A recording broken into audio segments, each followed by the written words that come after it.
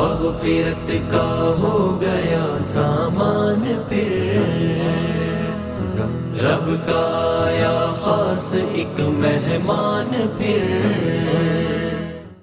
بسم اللہ الرحمن الرحیم، الحمد للہ رب العالمین، والصلاة والسلام علی اشرف الانبیاء والمرسلین، سیدنا و نبینا محمد وعلی آلہ وصحبہ اجمعین۔ اللہم صل علی محمد وعلی آل محمد كما صليت على إبراهيم وعلى آل إبراهيم إنك حميد مجيد. اللهم بارك على محمد وعلى آل محمد كما باركت على إبراهيم وعلى آل إبراهيم إنك حميد مجيد. ناظرین، پیغام ٹی وی سحر ٹرانسمیشن کے ساتھ میں ہوں آپ کا میزبان محمد عاطف الیاس۔ اللہ رب العالمین نے جو نعمت ہمیں عطا فرمائی ہے رمضان المبارک کی شکل میں، اس سے استفادہ کرنا انتہائی ضروری ہے۔ یہ وقت گزرتا چلا جا رہا ہے اور ہم یقیناً اس سے مستفید ہو رہے ہیں، ہم روزے رکھ رہے ہیں، اللہ کی جو رحمتیں نازل ہو رہی ہیں وہ ہم سمیٹ رہے ہیں، لیکن ان میں مزید محنت کرنا ضروری ہے، کیونکہ یہ موقع ایک مرتبہ مل جائے تو انسان کو اس سے مستفید ہو جانا چاہیے۔ انسان کو اس بات کا یقین نہیں ہوتا کہ یہ موقع دوبارہ ملے گا یا نہیں ملے گا، اس لیے انسان کو جب موقع مل گیا ہے، اللہ کی رحمتیں نازل ہونا شروع ہو گئی ہیں، برکتیں مل رہی ہیں، انسان کو موقع ملا ہے تو اس موقع سے فائدہ اٹھانا چاہیے اور ہمیشہ اس سے مستفید ہوتے رہنا چاہیے۔ ناظرین، نبی اکرم صلی اللہ علیہ وسلم رمضان المبارک میں خصوصی عبادات کا اہتمام کیا کرتے تھے۔ ان عبادات کا اہتمام ہمیں بھی کرنا چاہیے اور اس چیز کا خاص خیال رکھنا چاہیے کہ یہ موقع ہمارے ہاتھ سے نکل نہ جائے۔ آپ صلی اللہ علیہ وسلم کی تعلیمات میں جو اخلاق کی تعلیمات ہیں اور رمضان کے ساتھ بھی ان کا ایک گہرا اور خاص تعلق ہے، نبی اکرم صلی اللہ علیہ وسلم کے جو اخلاق ہیں ان کی تعریف کرتے ہوئے سیدہ عائشہ رضی اللہ تعالیٰ عنہ بیان کرتی ہیں کان خلقہ القرآن، کہ آپ صلی اللہ علیہ وسلم کے اخلاق قرآن ہی تھے، یعنی قرآن کریم کے جتنے احکام ہیں وہ سارے کے سارے اخلاق میں شامل ہوتے ہیں جو کہ نبی اکرم صلی اللہ علیہ وسلم اپنائے ہوئے تھے اور آپ صلی اللہ علیہ وسلم کی زندگی میں وہ موجود تھے۔ آپ صلی اللہ علیہ وسلم کے اخلاق کے مختلف پہلو ہیں۔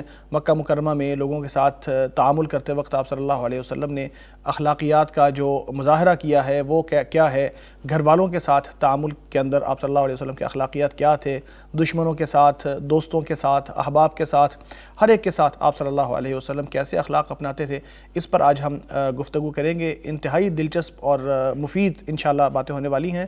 میں اپنے مہمانوں کا آپ سے تعارف کراتا چلوں۔ میرے ساتھ موجود ہیں مولانا نعمان فاروقی صاحب، آپ جید عالم دین ہیں، دارالسلام میں ایک عرصہ کام کر چکے ہیں اور مختلف کتابوں کی تصنیف کر چکے ہیں۔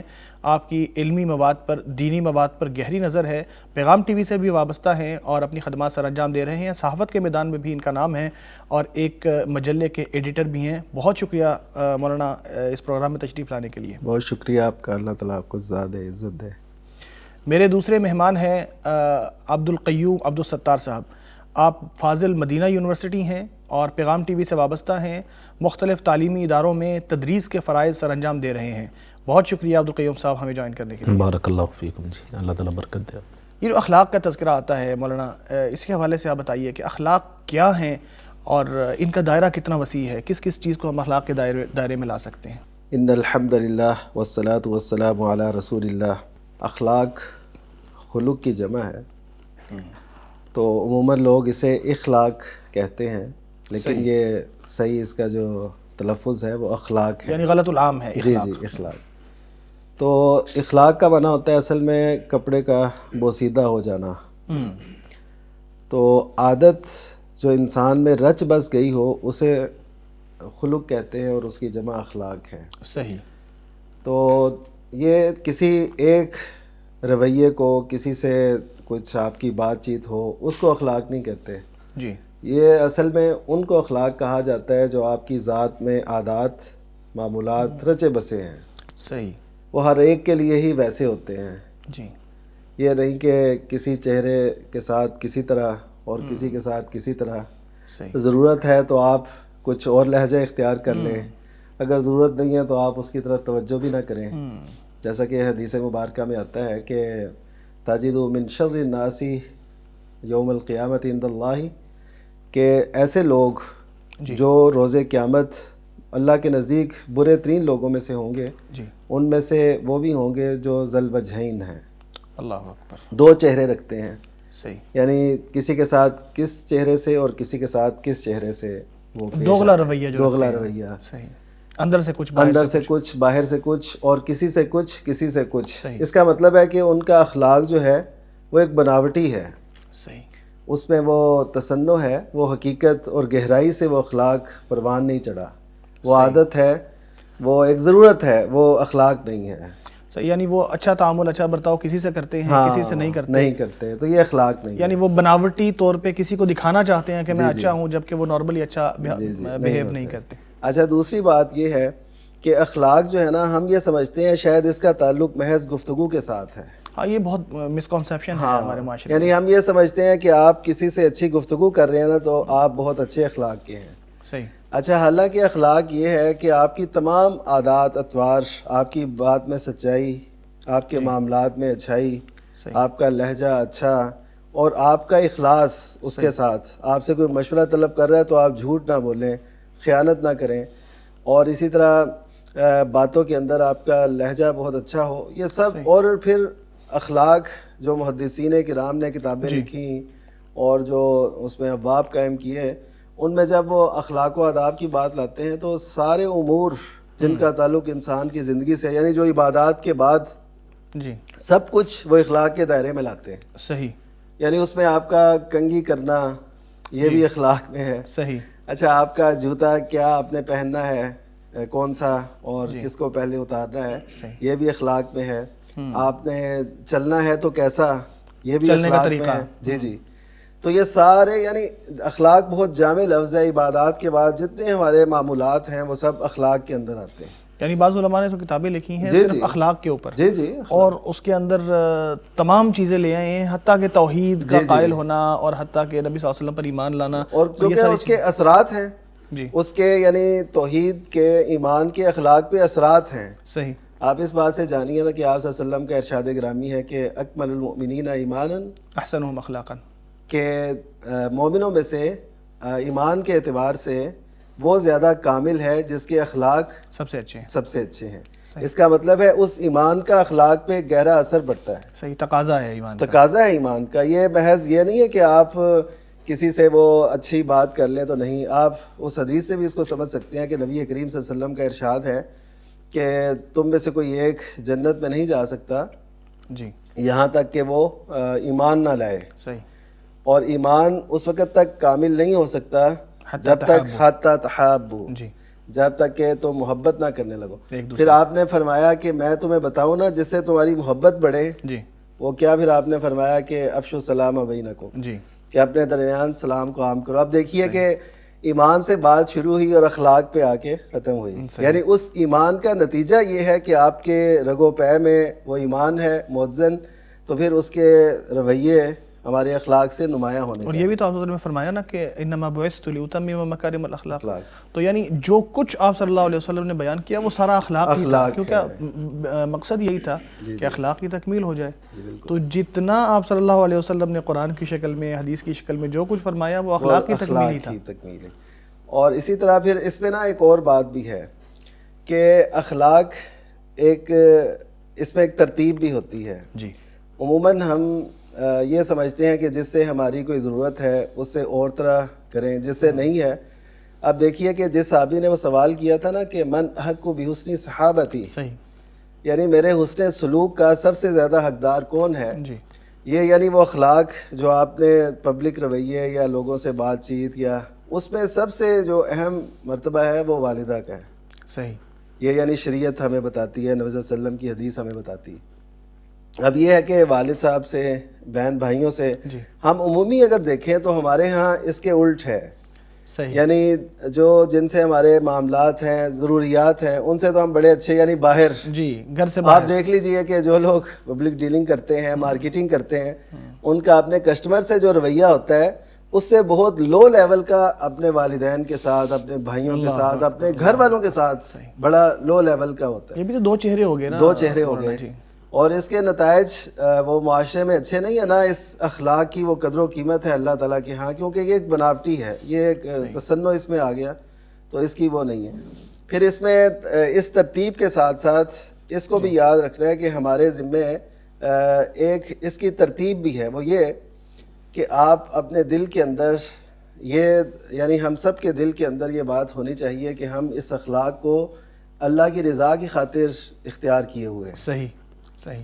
تو یعنی جب ہم دنیاوی مفاد کی خاطر نہیں ہم اچھے دنیاوی اخلاق اپنا رہے ہیں. اب پتہ کیا دنیاوی مفاد کی خاطر جب ہم کرتے لے ہیں اور دے کی تو بنیاد ہاں تو یہ تو پھر وہی ہو جاتا ہے نا کہ جو آپ سے اچھا کرے گا تو آپ اس سے اچھا کریں گے, جو آپ سے برا کرے گا آپ اس کے ساتھ برا کریں گے, تو پھر آپ کا کمال کیا ہوا؟ وہ تو صلہ رحمی کے حوالے سے بھی آپ صلی اللہ علیہ وسلم نے فرمایا ریس الواصل ہاں بالمکافئ. بالمکافئ, بالکل ایسے. صحیح کہ جو برابری کا معاملہ کرتا ہے وہ اچھے اخلاق والا نہیں ہے یا وہ صلہ رحمی کرنے والا نہیں ہے. اور اسی طرح یہ جو اخلاق ہے ایک اللہ تعالیٰ نے بھی ودیت کیے ہوئے ہیں انسان کی طبیعت میں, فطری تو فطری ہیں, اور ان کو پھر آگے لے کے چلنا یہ اب بندہ مومن کا کام ہے کہ میں نے ان کو کس طرح بہتر سے بہتر اللہ کی توفیق سے اور اس کو ایک نیکی اور عبادت سمجھ کے میں نے کرنا ہے. صحیح. تو یہ ہماری عبادات کے اندر بھی اس کا دائرہ شامل ہے, جیسا کہ نبی کریم صلی اللہ علیہ وسلم نے فرمایا کہ ان الرجل لا یدرک بحسن الخلق اللہ اکبر درجۃ الصائم القائم. صائم القائم. یہ آپ دیکھیے نا, روزے چل رہے ہیں نا, جی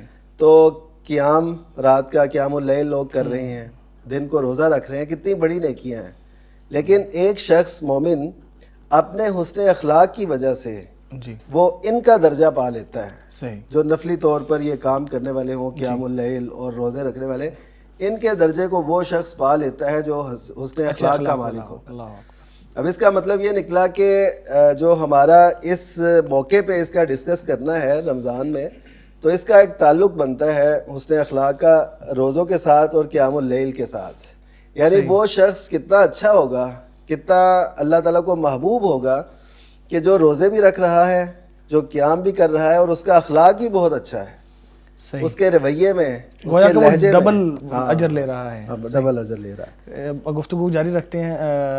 آپ نے ایک بات کی تھی ایمان کی اور اخلاق کی, تو ان دونوں کا لازمی تعلق جو ہے, میں چاہوں گا آپ ذرا کھول کے اس کو بیان کریں کہ اس کا تعلق ہے کیا, یعنی کہ اخلاق اور ایمان ان دونوں کا باہمی تعلق کیا ہے, اور ایمان میں اخلاق کی اہمیت کتنی ہے. الحمدللہ رب العالمین والصلاة والسلام علی اشرف الانبیاء والمرسلین نبینا محمد وعلی آلہ واصحابہ اجمعین. بہت شکریہ عاطف صاحب. اخلاق حسنہ کے متعلق گفتگو چل رہی ہے, بہت ہی خوبصورت گفتگو ہے. جی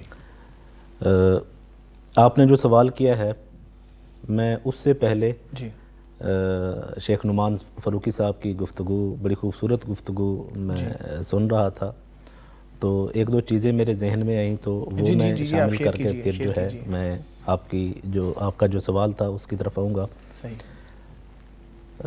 حضرت عبداللہ بن مبارک رحمہ اللہ تعالی, انہوں نے اخلاق کی تعریف کرتے ہوئے یا اخلاق کا تعارف کرواتے ہوئے انہوں نے فرمایا کہ اخلاق کہتے ہیں طلاقۃ الوجہ. صحیح. وبذل المعروف قولا وفعلا. صحیح. کہ آپ کسی انسان کو خندہ پیشانی سے ملے, جی جب آپ اس سے ملیں تو آپ کے چہرے پہ مسکراہٹ اور خوشی کے تاثرات نمایاں ہونے چاہیے, تاکہ اس انسان کو لگے کہ یہ جو شخص مجھ سے مل رہا ہے نا, مجھے ملتے ہوئے اسے بہت زیادہ خوشی محسوس ہو رہی ہے. صحیح.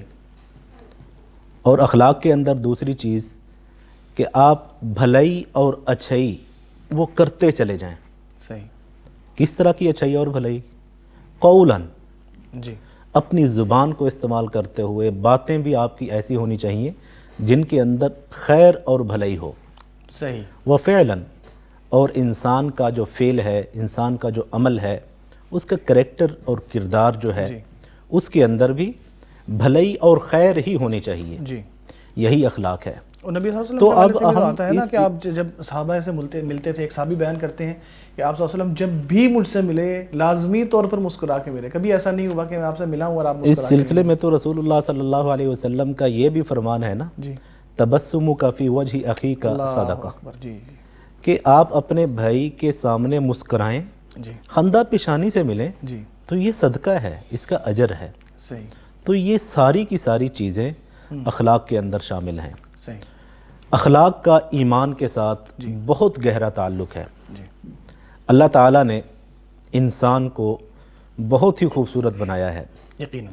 اور اللہ تعالیٰ نے قرآن مجید میں ایک نہیں 4 قسمیں اٹھا کر فرمایا کہ لقد خلقنا الانسان فی احسن تقویم، جی کہ ہم نے انسان کو خوبصورت بنایا ہے.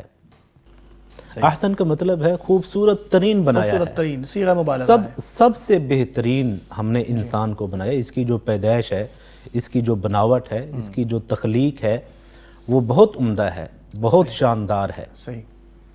تو جب انسان کو اللہ تعالیٰ نے اتنا خوبصورت بنایا ہے تو انسان کو چاہیے کہ وہ جب خوبصورت ہے تو اپنا اندر بھی، اس کو بھی خوبصورت اپنا دل بھی اسے بھی خوبصورت بنائے. صحیح. اس کی جو خوبصورتی ہے، دل کی جو خوبصورتی ہے، جی وہ کہاں سے ملے گی؟ سب سے پہلی چیز جو انسان کے دل میں ہونی چاہیے وہ ایمان ہے. ایمان کے اندر اہل علم جانتے ہیں یا اہل علم نے جو چیزیں ذکر کی ہیں وہ 3 چیزیں ہیں: اقرار باللسان، تصدیق بالقلب، عمل بالجوارح. صحیح. زبان سے اقرار، دل سے تصدیق اور اپنے اعضاء کے ذریعے عمل کرنا. صحیح. یہ ایمان ہے. تو ان میں جو تصدیق بالقلب ہے، ہاں جی، کہ ایمان کی جگہ کہاں پر ہے؟ دل میں ہے. تو دل کے اندر ہی اخلاق کی جگہ ہے. صحیح. ایمان اور اخلاق ان دونوں کی جو اصل جگہ ہے وہ انسان کا دل ہے. یعنی یہ دل کا ہی احساس ہوتا ہے جس کی وجہ سے ریفلیکشن ہوتی ہے اور ہمارے اعضاء کے اوپر اخلاق نظر آتے ہیں. دل سے ہی جو کام انسان کرتا ہے اس کے تأثرات اس کے چہرے سے نمایاں ہوتے ہیں. صحیح صحیح. اگر کسی کو ملتے ہوئے آپ دل میں نفرت رکھے ہوئے ہیں تو اس نفرت کے جو اثرات ہیں وہ چہرے سے نمایاں ہوتے ہیں. صحیح. اور اگر کسی کو ملتے ہوئے آپ کے دل میں اس کے لیے عقیدت، احترام ہے، محبت ہے، تو وہی عقیدت اور احترام انسان کے چہرے پہ بھی نمایاں ہوتا ہے. صحیح. تو رسول اللہ صلی اللہ علیہ وسلم نے یہ جو حکم دیا ہے کہ تبسمک فی وجہ اخیک صدقہ، جی، یا آپ کسی کو ملیں تو خندہ پیشانی سے ملیں، مسکرا کر ملیں. صحیح. تو یہ چیز لا محالہ ہمیں یہ بتاتی ہے کہ انسان کا جو دل ہے وہ اپنے باقی مسلمانوں کے لیے صاف ہونا چاہیے، پاک ہونا چاہیے. دل کے اندر بغض، حسد، حقد یا اس طرح کی کسی مسلمان کے بارے میں برے تاثرات جو ہیں جی، وہ ہرگز نہیں ہونی چاہیے. صحیح. اخلاق اور ایمان ان دونوں کا مقام انسان کا دل ہے. یہیں سے ہم بات کو اگر آگے بڑھائیں صحیح. کہ ایمان یا اسلام میں اخلاق کی اہمیت کیا ہے. آپ صلی اللہ علیہ وسلم کے بارے میں قرآن مجید کہتا ہے وَإِنَّكَ لَعَلَىٰ خُلُقٍ عَظِيمٍ، کہ آپ صلی اللہ تعالی علیہ وسلم اخلاق کے اعلیٰ ترین، بلند ترین درجے پر فائز ہیں. صحیح. رسول کریم صلی اللہ تعالی علیہ وسلم کا اخلاق سب سے بلند ہے. جی، رسول کریم صلی اللہ تعالی علیہ وسلم کا اخلاق سب سے اچھا ہے. سب سے عالی اخلاق کے مالک رسول کریم صلی اللہ علیہ وسلم ہیں. اور قرآن مجید کہتا ہے آپ صلی اللہ علیہ وسلم کے بارے میں وَلَوْ كُنْتَ فَضًّا غَلِيظَ الْقَلْبِ لَانفَضُّوا مِنْ حَوْلِكَ، جی، کہ اگر خدا نہ خواستہ رسول کریم صلی اللہ تعالی علیہ وسلم کا رویہ اپنے دوستوں کے ساتھ سنگ دلی کا ہوتا، آپ کے دل میں سختی ہوتی، تو صحابہ کرام یا آپ کے ارد گرد جو لوگ رہتے تھے وہ کیا کرتے کہ آپ کا ساتھ چھوڑ کر چلے جاتے. صحیح. آپ صلی اللہ تعالی علیہ وسلم کے اخلاق کی وجہ سے، جی، آپ صلی اللہ علیہ وسلم کے کریکٹر اور کردار کی بدولت اللہ تعالیٰ نے ملتے چلے آئے. جو لوگ آپ کے ساتھ جڑے وہ ایسے جڑے کہ اس کے بعد انہیں جتنا مجبور کیا گیا کہ وہ آپ کو چھوڑ دیں وہ کہیں نہیں گئے. بالکل نہیں چھوڑا انہوں نے. آپ صلی اللہ تعالی علیہ وسلم کا یہ بلند ترین اخلاق ہے. صحیح. اور پھر دین اسلام کے اندر اخلاق کی بہت زیادہ اہمیت ہے. صحیح. کہ اخلاق کے ذریعے رمضان مبارک چل رہا ہے، دن کو روزہ ہے، رات کو قیام اللیل ہے، رات کی نماز ہے. تو اللہ کے رسول نے فرمایا کہ ایک آدمی، ایک مسلمان اپنے اخلاق کے ذریعے جی قیام اللیل اور روزے کا ثواب حاصل کر لیتا ہے. حاصل کر لیتا ہے. صحیح. صحابہ کرام نے اور اسی طرح رسول اللہ صلی اللہ تعالی علیہ وسلم سے یہ سوال کیا گیا کہ ایسا کون سا عمل ہے جی جو انسان کو سب سے زیادہ جنت میں داخل کروانے کا سبب بنے گا، ایسا کون سا عمل ہے؟ جی تو رسول کریم صلی اللہ تعالیٰ علیہ وسلم نے دو چیزوں کا ذکر فرمایا، جی تقوی اللہ وحسن الخلق، صحیح، خوف خدا، تقوی جی، اور اچھا اخلاق، جنت یہ میں دو جانے کے ایسی بہترین چیزیں ذرائع۔ ہیں جو انسان کو جنت کے اندر لے جانے کا سبب بنیں گی۔ تو یہ چیز اخلاق کی اہمیت کے اندر مطلب بڑی ایسا بھی کہا نمایاں جا ہے۔ سکتا ہے کہ جو اخلاق کو اگر ہم یوں کہیں کہ جو اخلاق مع اللہ ہیں ان میں ایمان بھی شامل ہے، کہ یعنی اگر آپ اللہ پر ایمان نہیں لاتے تو آپ اللہ کے ساتھ اچھا اخلاق نہیں اختیار کر رہے، تو اچھا اخلاق اختیار کرنے کا تقاضا یہ ہے کہ آپ اللہ پر ایمان لائیں۔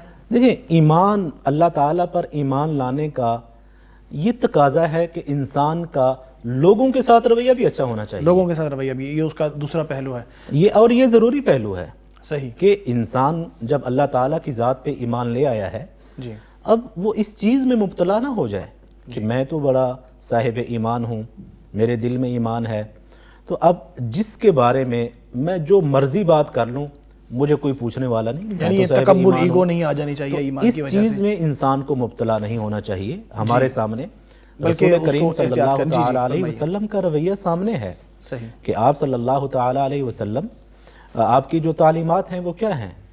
نرمی کے بارے میں ہیں کہ لوگوں کے ساتھ نرمی کرو۔ صحیح، اور قرآن مجید کو اگر ہم دیکھیں، جب اللہ تعالیٰ نے حضرت موسیٰ علیہ السلام اور ان کے بھائی حضرت ہارون علیہ السلام کو یہ حکم فرمایا کہ تم دونوں فرعون کے پاس جاؤ، اللہ تو اکبر، کیا ارشاد فرمایا؟ فَقُولَا لَهُ قَوْلًا لَيِّنًا، لینا، نرم بات کہ کرنا اس کے ساتھ، فرعون جیسے شخص کے سامنے بھی نرم بات کرنی ہے۔ اللہ اکبر، یہ تو قرآن اگر اس کے مجید کی ساتھ سے نرم تعلیمات بات ہیں۔ کرنی ہے تو دوسرے لوگوں کے ساتھ تو پہلے رسول کرنی کریم ہے۔ صلی اللہ تعالیٰ علیہ وسلم کی بھی یہی ہدایات ہیں، آپ کی بھی یہی تعلیمات ہیں کہ انسان کے اندر جب نرمی ہوتی ہے جی، تو اس کے اعمال کو وہ مزین کر دیتی ہے، صحیح، خوبصورت بنا دیتی ہے، صحیح۔ یہی اخلاق ہے۔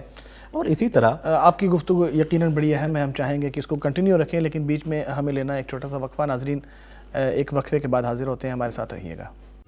مغفرت کا ہو گیا سامان پھر، رب کا آیا خاص ایک مہمان پھر، مغفرت کا ہو گیا سامان پھر، رب کا آیا خاص ایک مہمان پھر۔ ویلکم بیک ناظرین، اخلاق نبوی کے حوالے سے بات ہو رہی ہے۔ عبدالقیوم صاحب، آپ کی بات بیچ میں ہمیں کاٹنا پڑ گئی تھی، آپ اخلاق نبوی کے حوالے سے بھی بات کر رہے تھے، آپ فرمائیے۔ رسول کریم صلی اللہ تعالیٰ علیہ وسلم کے عالی اخلاق، آپ کے اچھے اور خوبصورت اخلاق کے بارے میں ہم گفتگو کر رہے تھے۔ جی، رسول کریم صلی اللہ تعالیٰ علیہ وسلم، نرم گفتگو، لہجے میں نرمی، آپ صلی اللہ تعالیٰ علیہ وسلم کو یہ چیز بہت پسند تھی۔ صحیح، رسول کریم کا ارشاد ہے کہ نرمی کسی بھی چیز میں ہو تو وہ اسے خوبصورت بنا دیتی ہے، ما کان الرفق فی شیء الا زانہ، الا زانہ، صحیح، کہ جب بھی نرمی کسی چیز میں ہوتی ہے تو اسے خوبصورت بنا دیتی ہے۔ اور اگر نرمی کسی چیز سے ختم ہو جائے، نکال دی جائے، گفتگو میں سے نرمی اگر ختم ہو جائے تو وہ کیا کر دیتی ہے؟ الا شانہ، برا بنا دیتی اسے ہے اس کو، جو ہے اس کا تأثر بہت برا پڑتا ہے۔ صحیح، اور پھر نرمی جب ختم ہو جائے، یہ اس وقت میں بات کر رہا ہوں جو گفتگو کے اندر نرمی ہے۔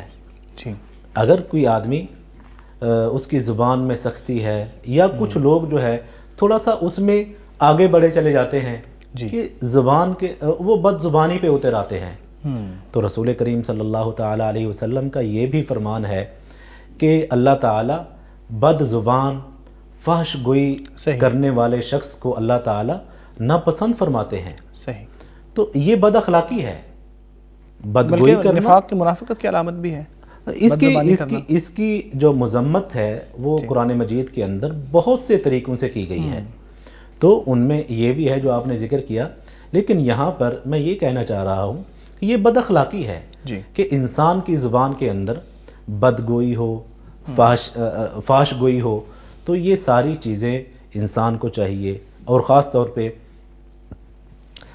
طور پہ ایک مسلمان کو چاہیے کہ وہ اپنی گفتگو میں سے ایسی چیزوں کو ختم کر دے. یہ اچھا اخلاق ہے. اور اس کی جو نرم گفتگو ہے وہ سننے والے کے اوپر، جو لوگ اس کی بات کو سن رہے ہیں ان کے اوپر بہت اچھا اثر ڈالتی ہے، اس کا خوبصورت اثر ہوتا ہے.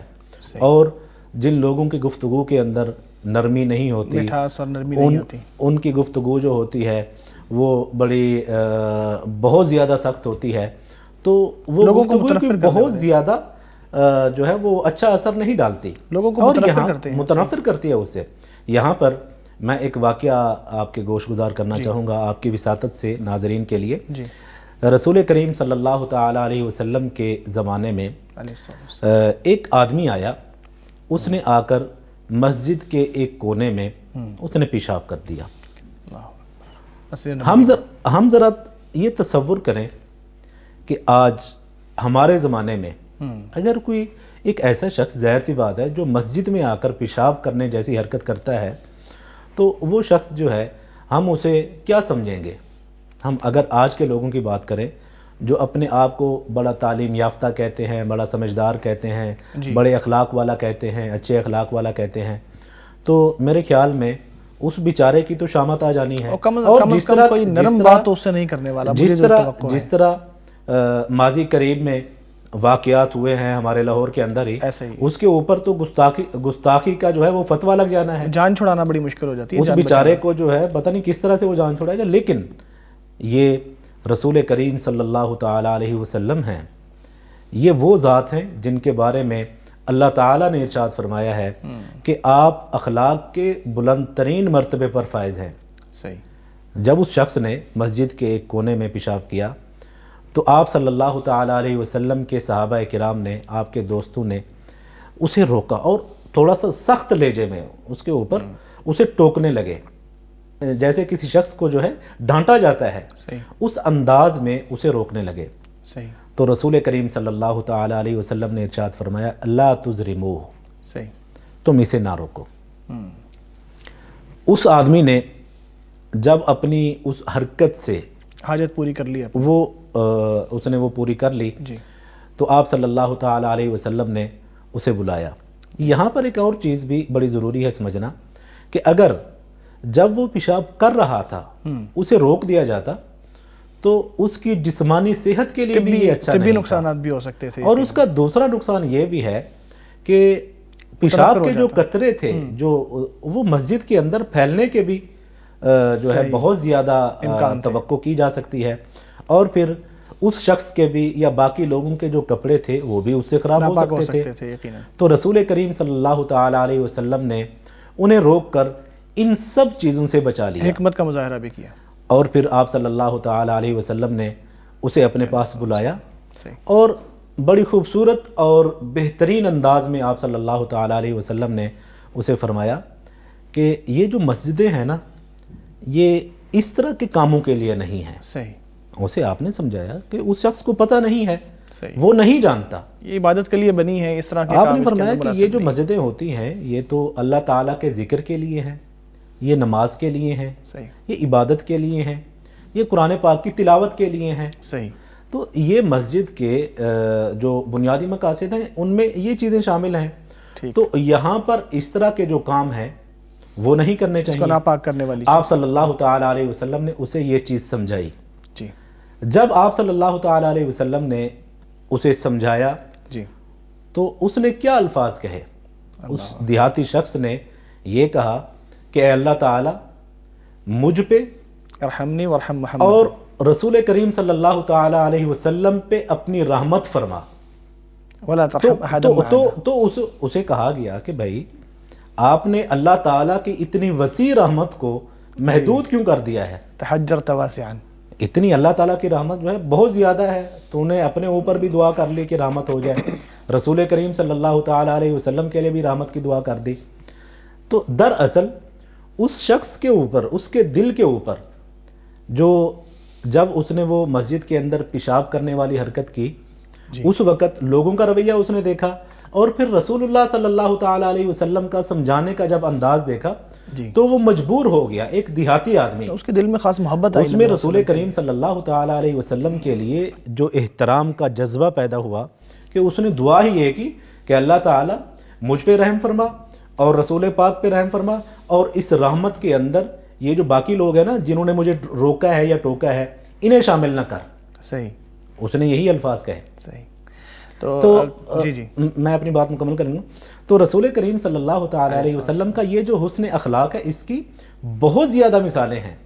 حضرت انس رضی اللہ تعالیٰ عنہ کہتے ہیں کہ میں نے اتنا عرصہ رسول کریم صلی اللہ تعالیٰ علیہ وسلم کی خدمت کی، جی، آپ نے مجھے کبھی اف تک نہیں کہا، مجھے کبھی ڈانٹا نہیں. یہ کبھی نہیں کہا کہ آپ نے فلاں کام کیوں نہیں کیا تھا. رسول کریم نے اگر کسی کام کے لیے حکم دیا اور وہ نہیں کر سکے صحیح، تو اس چیز پہ انہیں کبھی ڈانٹا نہیں. تو یہ رسول کریم صلی اللہ تعالیٰ علیہ وسلم کا اپنے ماتحت لوگ جو تھے ان کے ساتھ اخلاق تھا، اچھا اخلاق تھا. آپ کا اپنے اہل خانہ کے ساتھ بہت بہترین اخلاق تھا. آپ صلی اللہ تعالیٰ علیہ وسلم کا اپنے صحابہ کرام کے ساتھ بڑا خوبصورت اخلاق تھا. بہت سارے پہلو میں چاہوں گا مولانا کو بھی اپنی گفتگو میں شامل کریں. مولانا بہت ساری چیزیں ہیں نبی صلی اللہ علیہ وسلم کی زندگی میں جو ہمیں نظر آتی ہیں. ادفع باللتی احسن والا پہلو بھی ہے اور اس کے بالمقابل ہمیں سختی والا پہلو بھی نظر آتا ہے. کبھی کبھار ہم سمجھتے ہیں کہ بس نرمی ہی نرمی جو ہے وہ اخلاق ہے. تو یہ بیلنس ہمیں کیسے معلوم ہو کہ کہاں سختی اخلاق ہے اور کہاں نرمی اخلاق ہے؟ ذرا اس کے حوالے سے وضاحت کیجیے. بہت اچھا پہلو اور بڑے اچھے آپ نے وہ موقع پہ سوال کیا. صحیح. اصل میں ایسا ہے کہ آج ہم یہ سمجھتے ہیں کہ شاید نرمی ہی اخلاق ہے. جی. اگر میں آپ کو حضرت عائشہ رضی اللہ تعالیٰ عنہ کی اس حدیث کی طرف لیے چلوں جی کہ ان سے پوچھا گیا کہ نبی کریم صلی اللہ علیہ وسلم کے اخلاق کیسے تھے، تو انہوں نے کہا کہ تم نے قرآن نہیں پڑھا، تو کان خلقہ القرآن. جی. یہ تو حدیث یہاں تک معروف ہے. تو اس کا آگے بھی ایک پہلو ہے وہ عموماً لوگ نہیں جانتے. وہ یہ ہے کہ یسخط لسخطہ جی ویرضی لرضاہ، جی کہ جو جہاں پہ قرآن مجید سختی کرتا تھا جی تو آپ بھی سختی کرتے تھے، آپ کے لہجے میں وہ یہ بات شامل تھی. اور جہاں پہ قرآن مجید کی نرمی کرتا تھا، اس کی خوشنودی، اس کی رضا کے معاملات تھے، تو آپ کے لہجے میں بھی وہی باتیں آتی تھیں. صحیح. اس کی میں مثال دوں آپ کو کہ نبی کریم صلی اللہ علیہ وسلم ایک دن آپ نے یہ فرمایا کہ جو کچھ مجھ سے پوچھنا ہے تم پوچھ لو، سلونی ما شئتم، سلونی ما شئتم. صحیح بخاری کی روایت ہے. جی. تو ان میں پھر ایک شخص نے یہ بھی سوال کر دیا کہ من ابی، من ابی، جی میرا والد کون ہے؟ ہاں میرے والد کون ہے. اب یہ سوال پوچھنے والا نہیں تھا، جی یہ تو ان کو بھی پتا تھا کہ میرے والد کون ہے. تو آپ صلی اللہ علیہ وسلم کا چہرہ مبارک متغیر ہوا، تو آپ نے سختی کا یعنی ایک لہجے میں وہ چیز آئی. تو اس سے پتہ چلا کہ حسن اخلاق ہمیشہ یہی نہیں ہوتے کہ آپ نرمی ہی کرتے رہیں، جہاں پہ وہ ضرورت ہے تو اس کو بھی آپ نے کور کرنا ہے. یہ بھی اخلاق کے اندر شامل ہے. بلکہ وہ بھی کہ من تقم لنفسه قط الا ان تنتهك حرمت اللہ فينتقم للہ. جی جی، یعنی اپنے لیے کبھی آپ بدلہ نہیں لیتے تھے، لیکن اللہ تعالیٰ کی جب بات آتی، اس کا حکم آتا تو آپ دیکھیے کہ حضرت اسامہ بن زید سے نبی صلی اللہ علیہ وسلم کو کتنی محبت تھی. حب رسول اللہ، اور ان کے جو لقب بھی ان کا پڑ گیا کہ آپ صلی اللہ علیہ وسلم محبوب ہے، محبوب صحابی. اب انہوں نے جب سفارش کی اس خاتون کے بارے میں، فاطمہ بنت اسد مخزومیہ کے بارے میں، تو نبی کریم صلی اللہ علیہ وسلم کو یہ بات اچھی نہیں لگی. آپ صلی اللہ علیہ وسلم نے فرمایا کہ اتشفع فی حد من حدود اللہ، کیا تم اللہ کی حدود کے بارے میں سفارش کر رہے ہو؟ بظاہر یہ لگتا ہے کہ یہ یعنی وہ اخلاق کا وہ درجہ نہیں ہے، لیکن حقیقت میں یہ اخلاق ہی ہے کہ جہاں پہ سختی کی ضرورت ہے، جیسے اولاد سے یا تربیت کے لیے یا سکھانے کے لیے کچھ کہنا پڑ جائے، یا اپنے ناظرین سامعین جو خطبے میں ہوتے ہیں یا کوئی ایسی بات ہو جائے، تو یہ کوئی ایسی بات نہیں ہے کہ اس کو بندہ کہے کہ یہ جی اخلاق سے گری ہوئی بات ہے. یہ اخلاق کے اندر شامل ہے کہ آپ نے جیسا رویہ جہاں پہ اختیار کرنا تھا وہ اختیار کیا، اور اس کے نتیجے میں دیکھیے لوگوں کی اصلاح بھی ہوئی، لوگ جو ہے برے اخلاق سے، بری عادات سے وہ بچے بھی، اور ان کے اندر یہ تبدیلیاں بھی آئیں. اب نبی کریم صلی اللہ علیہ وسلم تربیت جو کرتے تھے اخلاق کی، یا آپ نے جو اخلاق وہ دکھایا، اس میں آپ دیکھیے کہ سیدنا انس بن مالک رضی اللہ تعالیٰ عنہ بیان کرتے ہیں جب حضرت زینب بنت جہش رضی اللہ تعالی عنہ سے نبی کریم صلی اللہ علیہ وسلم کا نکاح ہوا. جی.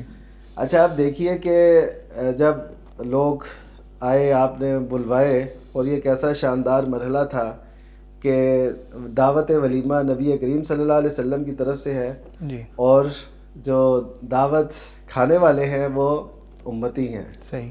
یعنی کیسا ایک شاندار وہ سلسلہ تھا. اللہ. تو نبی کریم صلی اللہ علیہ وسلم اپنی یعنی ایک اخلاق میں نا یہ بات بھی آتی ہے, بھی بڑا اہم پوائنٹ ہے کہ آپ یہ چاہتے ہیں کہ جب بھی آپ چاہیں جس کے پاس جتنا مرضی ٹائم لگائیں, اگر وہ آپ سے کہہ دے کہ آپ چلے جائیں یا آپ مجھے یہ کام ہے, تو آپ کہتے ہیں یار یہ دیکھو کیسا ہم کہاں سے آئے ہیں. صحیح. اور یہ ہمارے ساتھ کیا کر رہا ہے, یہ سلوک کر رہا ہے, یہ سلوک کر رہا ہے. اب میں آپ کو نبی کریم صلی اللہ علیہ وسلم کے اخلاق کے متعلق بتاتا ہوں. اس میں یعنی دونوں پہلوؤں سے سوچنے کی ضرورت ہے. سورہ احزاب میں جو جی ہم یہ سمجھتے ہیں کہ شاید اگلا بندہ ہم جو بھی رویہ رکھیں, جس وقت بھی آئیں, جس وقت بھی کال کریں, جس وقت بھی کوئی مطالبہ کرے تو فوری ہماری بات سنی جائے, ہمارا مسئلہ حل ہو ہمارا, تو یہ اخلاق ہے. اگر اس کے برعکس ہمیں کوئی نظر آتا ہے تو ہم کہتے ہیں یہ تو یار بڑی بد اخلاقی ہے, ہم کہاں سے آئے ہیں, ہم نے اتنا خرچ بھی کیا, ہم نے یہ بھی کیا, تو یہ کیا ہے.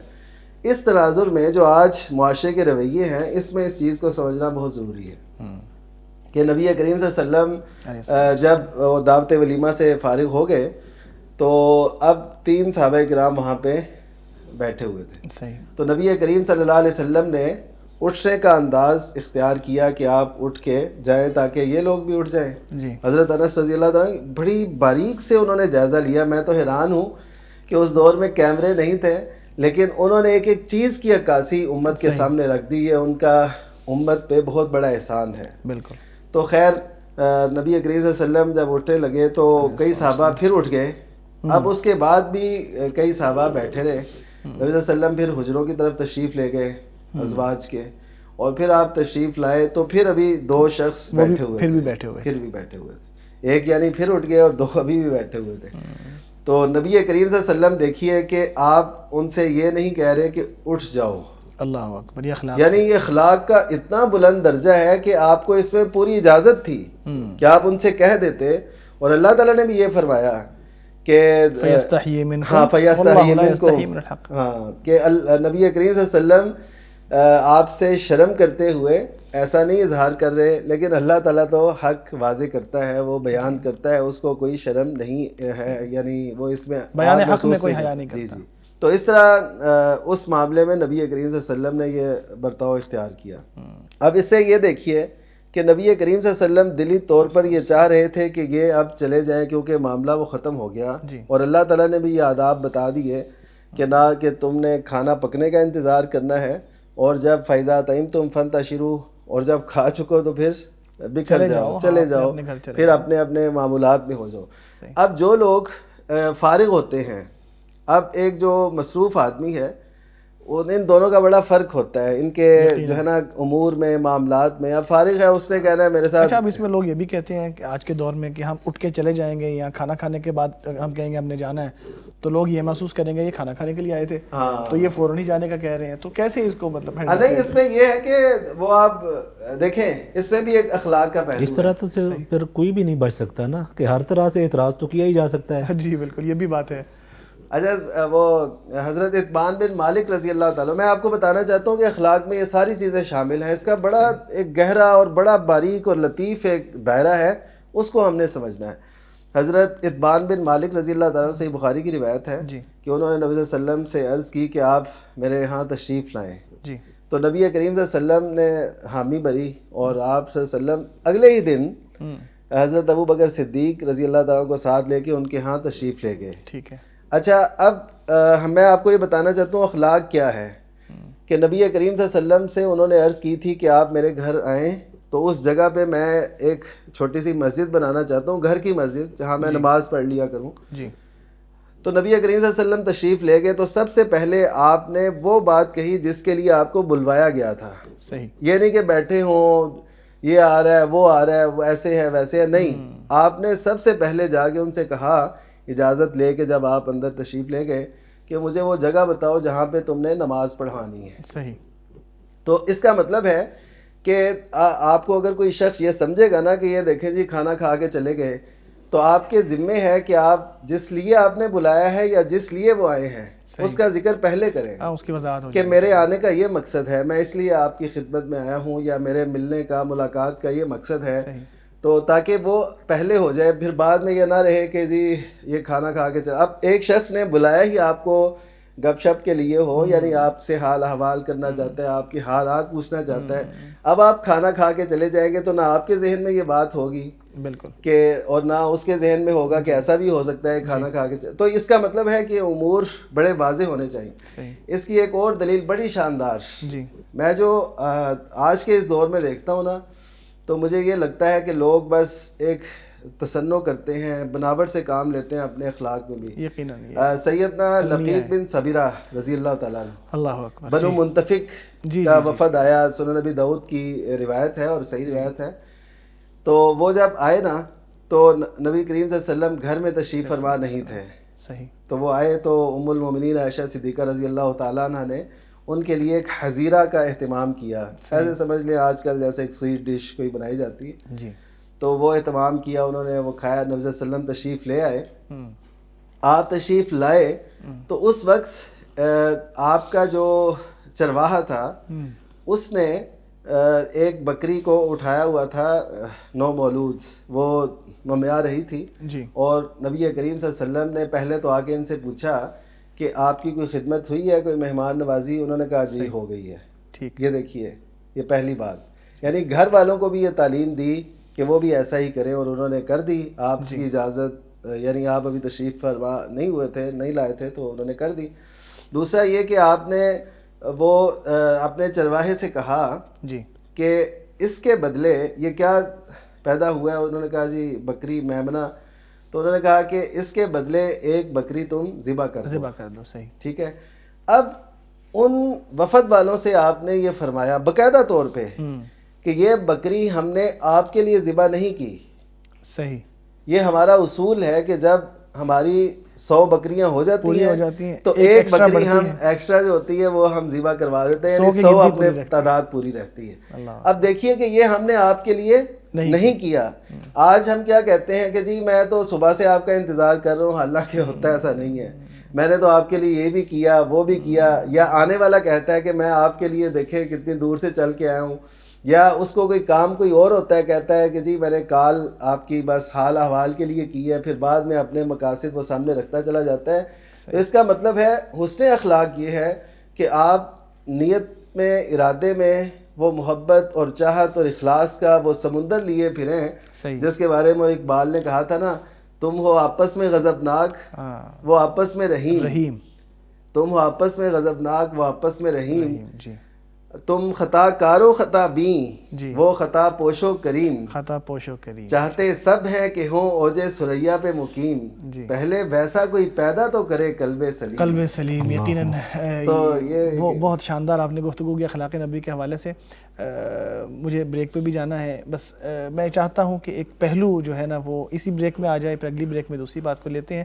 اچھا, اس میں انہیں کی یہ جو ابھی اچھا جی ابھی جو نعمان صاحب گفتگو, بڑی خوبصورت گفتگو کی ہے انہوں نے, اور مجھے بہت کچھ سیکھنے کو ملا ہے. اس میں ایک چیز جو ہمارے معاشرے سے تعلق رکھنے والی ہے, ہم اخلاق کے نام پہ بہت سی غلط چیزوں کو اخلاق کا نام دے کر ہم رائج کرنے کی کوشش کرتے ہیں.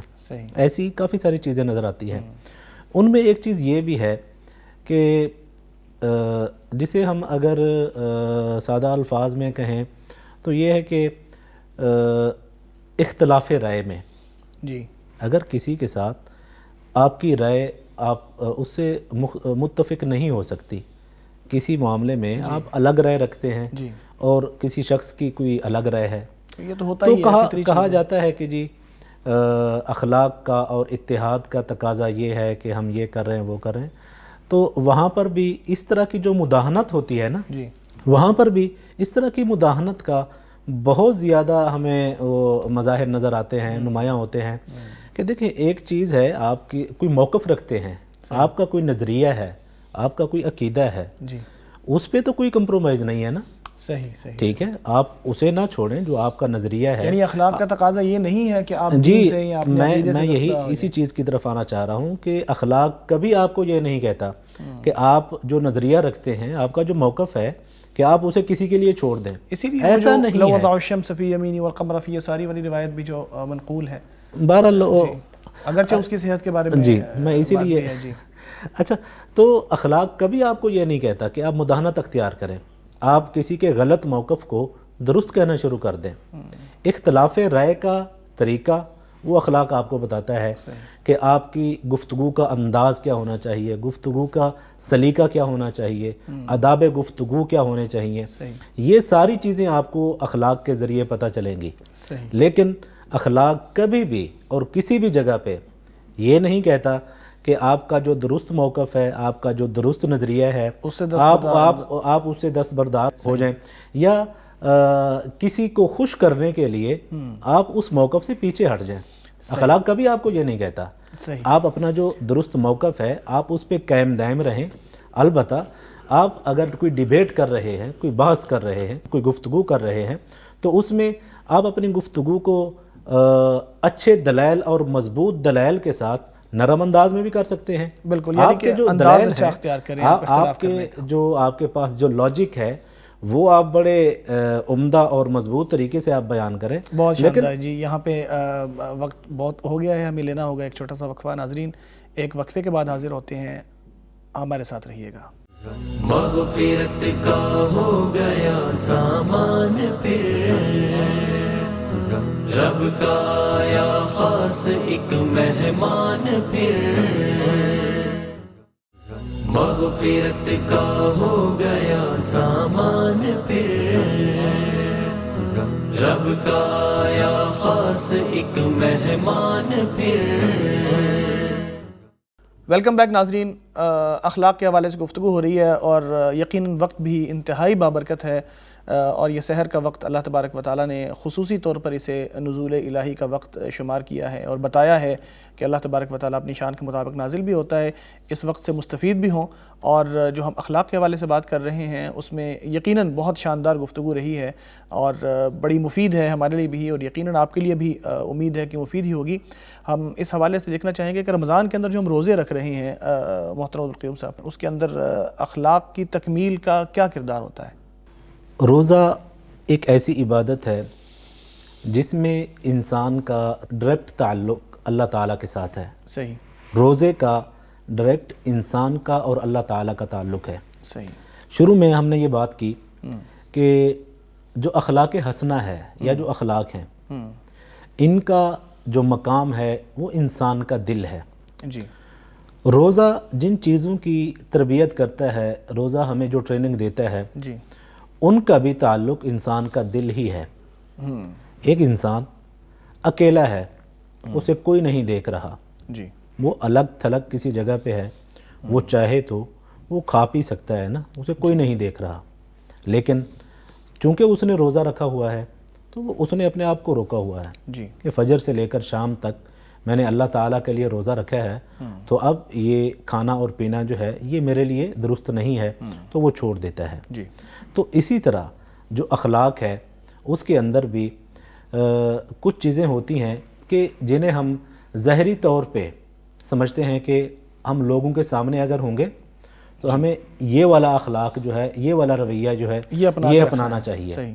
اور اگر ہم الگ ہیں کسی جگہ پہ, علیحدہ ہیں, تو پھر ہمارا جو انداز زندگی ہے وہ لوگوں کے سامنے جو ہے اس سے بالکل الگ تھلگ ہے, اس سے بالکل مختلف ہے. تو یہ بھی ایک طرح کی بد اخلاقی ہے اور اس سے بھی بچنا چاہیے. روزہ, کیونکہ آپ نے روزے کی بات کی, تو روزہ ہمیں کیا سکھاتا ہے؟ روزے کے اندر بہت سی چیزیں شامل ہیں. روزے کا تعلق ڈائریکٹ انسان, اور پھر وہ حدیثیں بھی ان پہ جو ہے کافی گفتگو ہو چکی ہے کہ اللہ تعالیٰ کہتے ہیں کہ میرا بندہ میرے لیے ہی روزہ رکھتا ہے اور اس کا اجر اسے میں ہی دوں گا. تو جو انسان جس کے دل میں یہ ہے کہ میں نے یہ کام کیا ہے, یہ عمل کیا ہے, یہ میں نے عبادت کی ہے روزے جیسی, تو میں نے اس روزے کا جو اجر و ثواب ہے وہ میں نے اللہ تعالیٰ سے لینا ہے. اس کے یہ مد نظر رہنا چاہیے کہ روزہ کچھ چیزیں مجھے بتاتا ہے. صحیح. صرف کھانا اور پینا چھوڑ دینے کا نام روزہ نہیں ہے۔ روزہ آپ کو یہ بھی بتاتا ہے کہ آپ نے اپنی زبان کا استعمال کیسا کرنا ہے۔ صحیح۔ روزہ آپ کو یہ بھی بتاتا ہے کہ آپ نے اپنی آنکھوں کا کس طرح سے استعمال کرنا ہے، آپ نے سننا کیا ہے، کانوں کا استعمال کیا کرنا ہے۔ روزہ بہت سی چیزیں آپ کو سکھاتا ہے۔ جیسے تو اگر ہم ان چیزوں پہ غور کریں تو وہی چیزیں ہماری جو اخلاقیات ہیں اس کے اندر شامل ہوتی ہیں۔ ٹھیک کہ ہم جو بات کر رہے ہیں، روزہ ہمیں کہتا ہے کہ رسول کریم کا ارشاد ہے من لم يدع قول الزور والعمل به فليس لله حاجة في ان يدع طعامه وشرابه، جی، کہ جو شخص روزہ رکھ کر غلط بیانی، جھوٹ اور اس کے مطابق جو ہے وہ فراڈ اور دھوکہ وغیرہ وہ سب کچھ نہیں چھوڑتا، تو آپ نے کیا ارشاد فرمایا کہ اللہ تعالیٰ کو ایسے شخص کے بھوکا اور پیاسا رہنے کی کوئی ضرورت ہی نہیں ہے۔ تو اخلاق بھی یہی ہے نا کہ انسان جو ہے اس کے اندر، اس کے دل کے اندر یہ چیز ہونی چاہیے کہ میں کسی کو برا بھلا نہ کہوں۔ صحیح۔ اور پھر اس حدیث کے اندر لفظ کیا ہے؟ جہل کا بھی الفاظ آئے ہیں، من لم يدع قول الزور والعمل به، جی، کہ وہ ایک تو ہے نا زبان سے جھوٹ اور زور، جھوٹی گواہی وغیرہ سب کچھ شامل ہے، اور پھر اس کا کریکٹر بھی ویسا نہیں ہونا چاہیے کہ وہ کسی کے ساتھ فراڈ کر رہا ہے، کسی کو لین دین کرتا ہے تو دھوکہ دیتا ہے، ٹھیک ہے، اگر کوئی چیز وہ تول رہا ہے تو اس کی کوشش ہوتی ہے کہ میں کم تولوں، اور اگر کسی سے کچھ لینا ہے تو کوشش ہوتی ہے کہ غلط طریقے سے اور 2 نمبر طریقے سے میں وہ زیادہ سے زیادہ اسے ہتھیا لوں، زیادہ لے لوں۔ تو یہ ساری چیزیں بد اخلاقی کے اندر شامل ہیں، اور روزہ جو ہے ہمیں ان تمام چیزوں سے روکتا ہے۔ صحیح۔ تو رسول کریم صلی اللہ تعالیٰ علیہ وسلم نے یہ جو روزے جیسی عبادت ہے، اللہ تعالیٰ نے بھی ہمیں اس کے بارے میں یہی فرمایا ہے، اور رسول کریم صلی اللہ تعالیٰ علیہ وسلم کی جو تعلیمات ہیں وہ بھی ہمیں یہی بتاتی ہیں کہ دیکھیں روزہ انسان کے لیے ایک مہینے میں انسان کی تربیت کرتا ہے کہ آئندہ کے جو باقی 11 ماہ ہیں ان میں بھی آپ کی اخلاقی پوزیشن جو ہے وہ کیا ہونی چاہیے، آپ کا اخلاقی لیول، آپ اپنے آپ کو کس درجے میں آپ کو رکھنا چاہیے اپنے آپ کو۔ صحیح، یعنی یہ ٹریننگ پروگرام ہے کہ جس کے ذریعے سارے سال کے لیے تربیت مل جاتی ہے کہ کیسے کیسے ہم نے رہنا ہے۔ اب محترم مولانا میں آپ کی طرف آؤں گا۔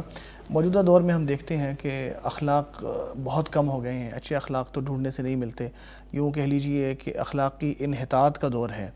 تو اس کی بنیادی وجہ کیا ہے، اور واپس ہم کیسے آ سکتے ہیں اس اخلاق کی طرف، اپنے مدارس کو استعمال کرتے ہوئے، اسکولز کو استعمال کرتے ہوئے بچوں کو کیسے تربیت دیں اچھے اخلاق کی؟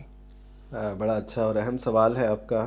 اس میں پہلی بات تو یہ ہے کہ ہمیں اخلاق کے مفہوم کو اسی وسیع تناظر میں دیکھنا چاہیے جس میں شریعت میں یہ لفظ موجود ہے۔ صحیح، یعنی ہم اس کو صرف گفتگو تک، اور وہ بھی جو ڈیلنگ کی گفتگو ہے، جو ظاہر ہے، اوپر ہے، اس تک محدود رکھیں گے تو ہمارے سامنے ایسے ہی نتائج آئیں گے۔ یعنی ہم دلی طور پر کسی کے ساتھ نہیں ہیں تو ہم زبان سے کہتے ہیں ہم آپ کے ساتھ ہیں یا ہم آپ کے ہمدرد ہیں، خیر خواہ ہیں، دلی نہیں ہے تو یہ حسن اخلاق نہیں ہے۔ یعنی سب سے پہلے اخلاق کو سمجھنا ضروری ہے، جی سمجھنا ضروری ہے کہ وہ ہے کیا اور اس کا دائرہ کس قدر وسیع ہے۔ اب دیکھیے کہ جو شخص یہ کہے کہ اپنے بیٹے سے کہ وہ جو جن کی کال آ رہی ہے نا ان سے کہہ دو کہ ابو گھر نہیں ہے، تو اب اگرچہ وہ بڑے میٹھے لہجے سے کہے گا پاپا جان گھر نہیں ہے، بڑے پیار سے کہے گا، لیکن وہ دیکھیے کتنا بڑا جھوٹ بول رہا ہے اور والد اس سے یہ جھوٹ بلوا رہا ہے۔ وہ نظم بڑی بنائی انہوں نے کہ الو بابا منہ ہون، کہ وہ اس کو بتا دو کہ بابا یہاں پہ نہیں ہے، تو پھر وہ بچہ بھی آگے سے ان کو وہ اچھی نظم بنائی ہے کہ بچہ بھی آگے سے کہتا ہے کہ بابا بھی الک ہوا منہ ہون، کہ میرے بابا کہہ رہے ہیں کہ وہ یہاں پر نہیں ہے۔ تو یہ واقعی ہمارے اخلاق میں یہ چیز موجود ہے۔ تو یہ اب دیکھیے کہ یہ وہ ہم سمجھے نہیں نا، اخلاق یہ ہے کہ آپ دیکھیے کہ اس کو اگر فیس نہیں کرنا چاہتے، اب دیکھیے کہ اس میں ان کا بھی قصور ہوتا ہے، وہ مثلا بار بار کال کر رہے ہیں، اب دیکھیے کہ جو دروازے پہ دستک کی بات ہے نا کہ 3 دفعہ کھٹکھٹائیں، صحیح، اس میں میں تھوڑی سی وضاحت کر دوں کہ کھٹکھٹانا جو ہوتا ہے نا ایک دفعہ ٹھک ٹھک ٹھک، یہ ایک دفعہ کھٹکھاتا، جی ٹھیک ہے، پھر دوسری دفعہ ٹھک ٹھک، تو بیل کی بھی یہی صورت ہے کہ جب وہ ایک دفعہ بج جائے پوری تو وہ سمجھے ایک دفعہ ہو گئی، 2 دفعہ ہو گئی، 3 دفعہ ہو گئی۔ اب 3 دفعہ جب آپ نے کر لی ہے، اس کے بعد آپ کا حق نہیں ہے کہ آپ وہ ہاں جی کریں، ڈسٹرب ہو سکتا ہے وہ کسی ایسی مصروفیت میں ہو، کوئی ایسی صورت ہو یا اس سے آپ سمجھ جائے وہ اس وقت آپ سے ہم کلام نہیں ہونا چاہتا, کوئی وجہ ہوگی. ایک میرے ساتھ ایک انسیڈنٹ ہوا, میں چاہوں گا شیئر. جی بالکل, یہی تو سمجھانے والی بات ہے. ایک دروازے پہ گیا, نوک کیا, آگے سے کچھ دیر بعد مجھے بتایا گیا کہ آپ آئے ہیں ساتھ بسم اللہ, لیکن یہ ہے کہ اس وقت آپ چلے جائیں تو پھر آئیے گا. اس وقت مجھے بہت اوڈ لگا کہ یہ کیا طریقہ ہوا, میں اتنی دور سے آیا ہوں ان کے گھر اور یہ مجھے کہہ رہے ہیں کہ آپ چلے جائیں. لیکن کچھ عرصے بعد مجھے پتہ چلا کہ جس وقت انہوں نے مجھے واپس بھیجا تھا, واپس بھیجنے کی وجہ یہ تھی کہ میاں بیوی کا اس وقت گھر میں جھگڑا چل رہا تھا. تو اگر وہ مجھے اجازت دے بھی دیتے جانے کی تو وہ بہت اوڈ سی سچویشن ہو جانی تھی, بیٹھنے کا مزہ نہیں آنا تھا, بات چیت نہیں ہو پانی تھی. تو ایسے حالات بھی ہوتے ہیں, مد نظر رکھنا چاہیے کہ اگلے کے حالات کیسے ہیں, وہ ہمارے ساتھ بیٹھ سکتا ہے یا نہیں. بالکل ایسے ہی ہے. تو تعلیمات نبویہ یعنی یہ سب کو شامل ہے. ہمیں سب سے پہلے یہ تصور اپنی قوم کو, اپنے ناظرین کو, اپنے سامعین کو یہ بتانا ہے اور خود بھی سمجھنا ہے کہ اخلاق کا دائرہ انتہائی وسیع ہے. ہم تو اس کے سمجھے کہ کچھ پہلوؤں پہ بھی بات نہیں کر سکے, بس اشارے کی ہے. صحیح. تو پہلے تو یہ بات ہے کہ اساتذہ ہوں, پیرنٹس ہوں, سربراہان ہوں اور جو بھی ہوں, ہر فرد کو چاہیے کہ وہ اخلاق کے دائرے کو اپنے ذہن میں بہت وسیع کرے. صحیح. یہ کوئی مارکیٹنگ نہیں ہے, یہ اخلاق ہے. مارکیٹنگ ایک اور چیز ہوتی ہے کہ آپ جب ہم کسی پراپرٹی آفس میں گئے تو آپ سے بڑے اچھے طریقے سے بات کریں, نہیں جی یہ ایسے ہے ویسے ہے, اور یقین کیجئے بعض اوقات سننے کو ملتا ہے جب ہم باہر نکلتے ہیں نا اس آفس سے, دفتر سے, نہ کہ انہوں نے کیا خرید رہے ہیں یا ایسے کر کے وہ بڑے, تو ایسے یعنی ہو جاتا ہے. کچھ حاصل نہیں ہو رہا تو مسکرا کے ملنے کا کیا فائدہ. حالانکہ مسکرا کے ملنے کا مقصد یہ ہونا چاہیے کہ اللہ راضی ہو جائے. جی اللہ راضی ہو جائے. یہ ہے اصل میں نا. اچھا, دوسری بھی اس پہ بات یہ ہے کہ اخلاق سے یا عبادات سے ہماری مقصود اللہ کی رضا ہو, صحیح, اس کی خوشنودی ہو, صحیح, تو یہ پھر ہر طبقے تک, ہر جگہ تک پہنچے گا. ہم اخلاق سے پیش آتے ہیں مفادات کی خاطر, اس وجہ سے معاشرے میں وہ نتائج برآمد نہیں ہوتے. صحیح. اور تیسرا یہ ہے کہ جو اخلاق پہ فائز لوگ ہوتے ہیں, یہ نہیں میں کہتا کہ لوگ اچھے اخلاق پہ آج بالکل ہی نہیں ہیں, بڑے اچھے لوگ بھی ہیں, ہم بعض اوقات ملتے ہیں, وہ کہتے ہیں نا کہ بعض اوقات ایک ملاقات سے ہی انسان سمجھ جاتا ہے, اور چند لمحوں کی رفاقت کے صلے میں کچھ لوگ عمر بھر کی تنہائی عطا کرتے ہیں. اللہ یعنی حقیقت ہے کہ بعض اوقات زندگی میں آپ ایک کچھ لمحات کے لیے کسی سے ملتے ہیں تو ان کے اخلاق سے زندگی بھر آپ متاثر رہتے ہیں.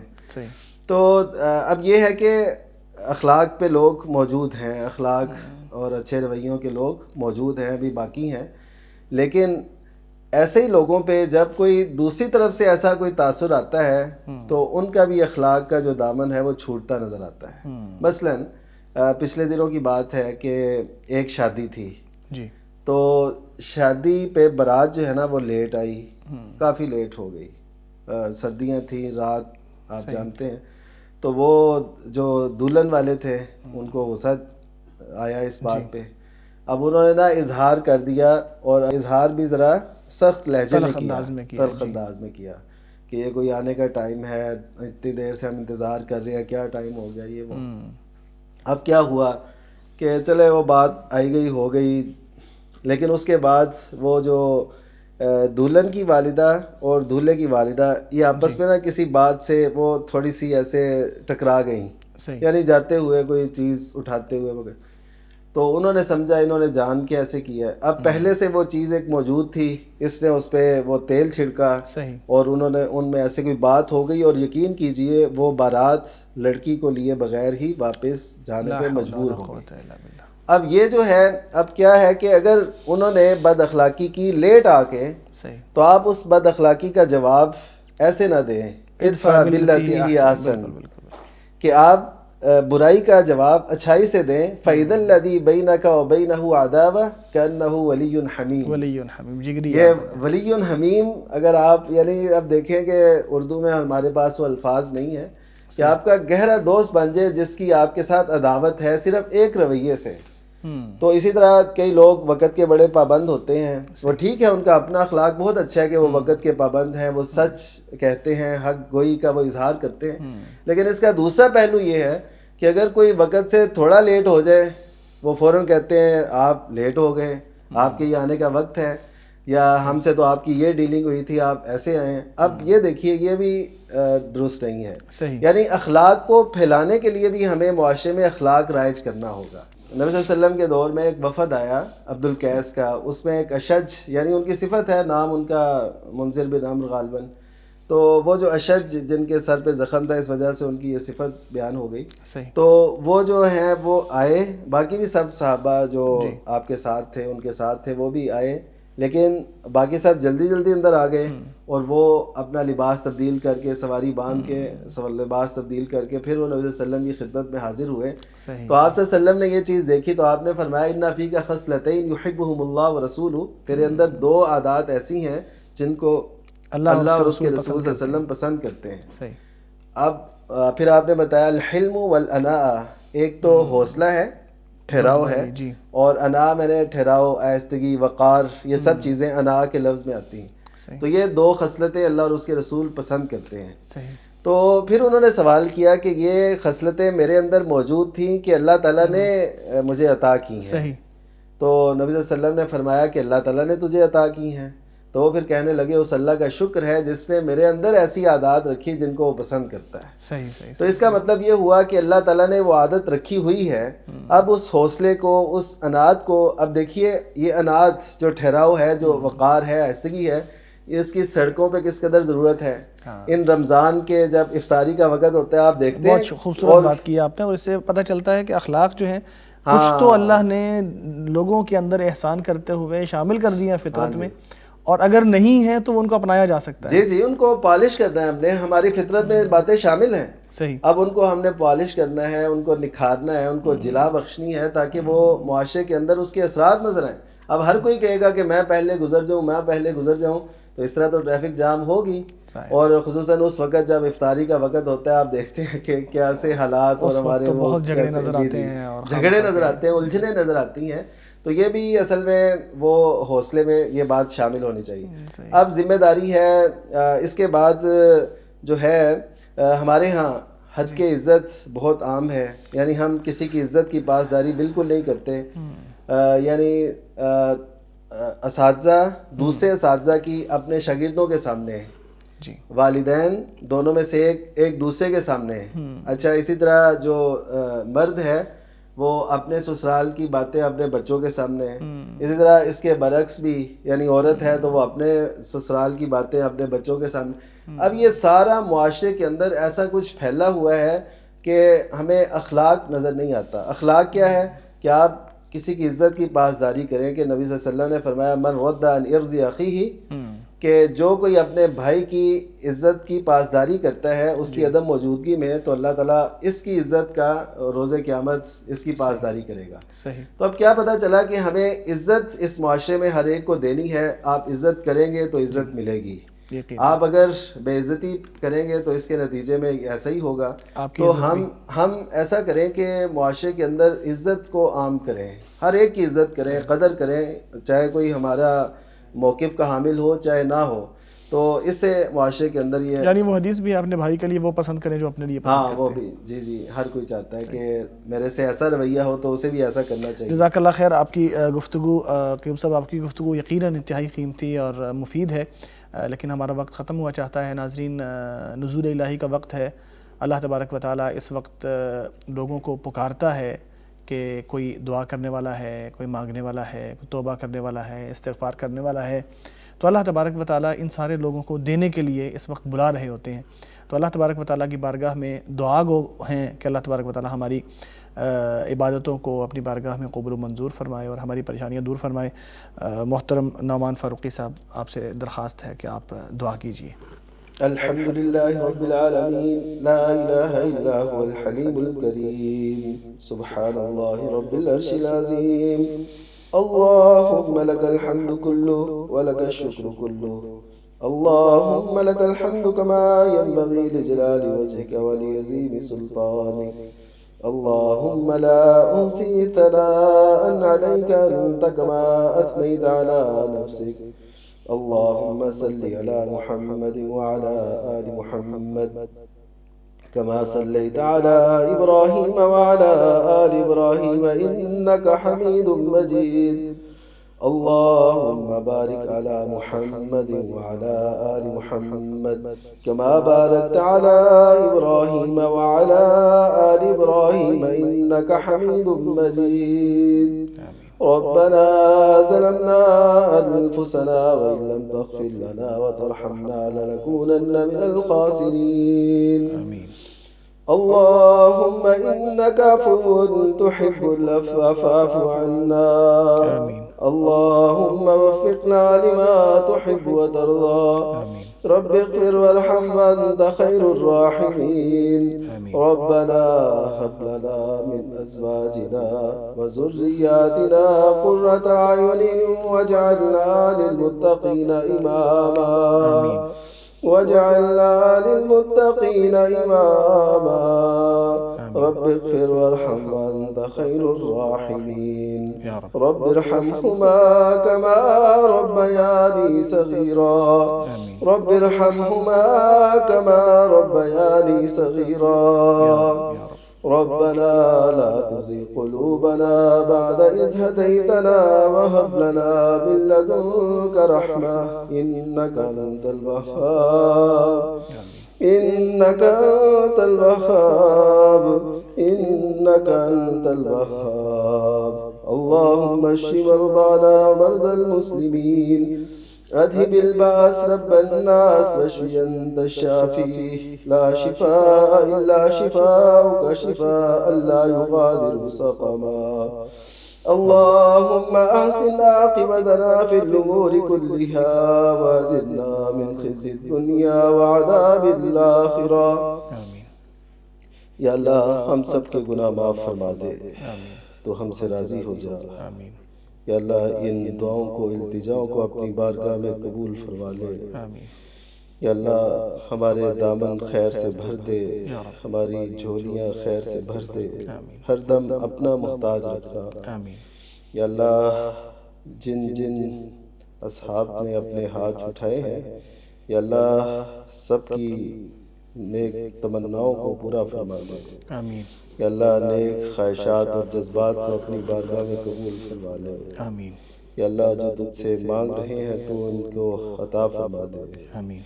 یا اللہ ہم سب کی ٹوٹی پھوٹی باتیں اپنی بارگاہ میں قبول فرما لے. آمین.